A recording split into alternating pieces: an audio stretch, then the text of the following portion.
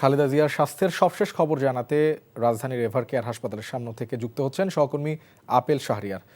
Apple, Khaleda জিয়ার স্বাস্থ্যের সবশেষ কী তথ্য রয়েছে আপনার কাছে?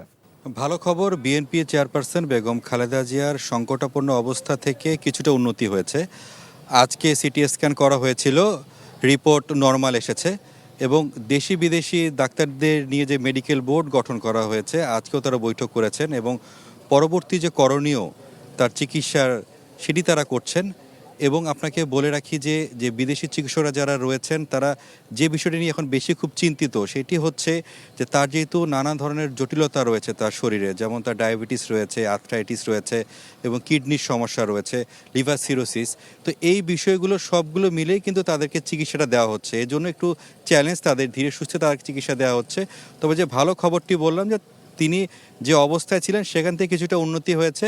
এখন চিকিৎসকরা চাচ্ছেন যে ধীরে ধীরে যাতে তাকে আরও ভালোর দিকে নিয়ে যাওয়া যায় সেই চেষ্টাটাই এখন করা হচ্ছে।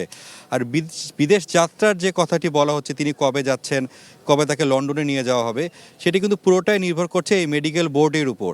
তারা যদি মনে করেন যে তার যে শারীরিক অবস্থা যেটি থাকবে, অর্থাৎ যেটা আমরা জেনেছি যে মঙ্গলবারে তার যে এয়ার অ্যাম্বুলেন্স আসার কথা রয়েছে, মঙ্গলবার যদি তার শারীরিক অবস্থা কিছুটা ভালো থাকে তাহলে হয়তো বা সিদ্ধান্ত নেওয়া হবে যে তিনি লন্ডনে যাচ্ছেন কিনা। আর এখানে থেকে যদি তিনি ধীরে ধীরে যদি সুস্থ হয়ে আসেন তাহলে হয়তো বা পরবর্তী সিদ্ধান্ত নেওয়া হবে। এটি হচ্ছে মোটামুটি যেটি বলা হচ্ছে দলীয় সূত্র থেকে।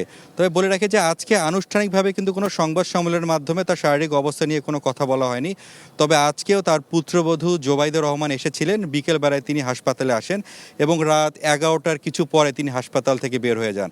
এবং যে মেডিকেল বোর্ড গঠন করা হয়েছে তিনি কিন্তু সেটির কিন্তু তত্ত্বাবধানে আছেন, সমন্বয় করছেন এবং যে রিপোর্টগুলো আসছে সেটিও কিন্তু আসলে লন্ডনে দেওয়া হচ্ছে। অর্থাৎ বিদেশের যে কয়েকটি ক্লিনিক হাসপাতালের সঙ্গে যোগাযোগ করা হচ্ছে সেখানেও কিন্তু সেই রিপোর্টগুলো দেওয়া হচ্ছে বলে আমি জানতে পেরেছি। এবং দল থেকে বলা হয়েছে কোনো ধরনের যাতে যে গুজব এবং তার এই শারীরিক অবস্থা নিয়ে যে ধরনের কথাবার্তাগুলো সামাজিক যোগাযোগ মাধ্যমে বলা হচ্ছে সেখানে যাতে কান না দেয় জনগণ। এবং দল থেকে আশা করছেন এবং প্রত্যাশা করছেন, এবং আমি দেখেছি যে যেসব সাধারণ মানুষও যারা এভার কেয়ার হাসপাতালের সামনে আসছেন তারা প্রত্যাশা করছেন দ্রুত সময়ের মধ্যে সুস্থ হয়ে ফিরে আসবেন বেগম খালেদা জিয়া। দর্শক, আমরা জানছিলাম বেগম খালেদা জিয়ার স্বাস্থ্যের সবশেষ পরিস্থিতি সম্পর্কে।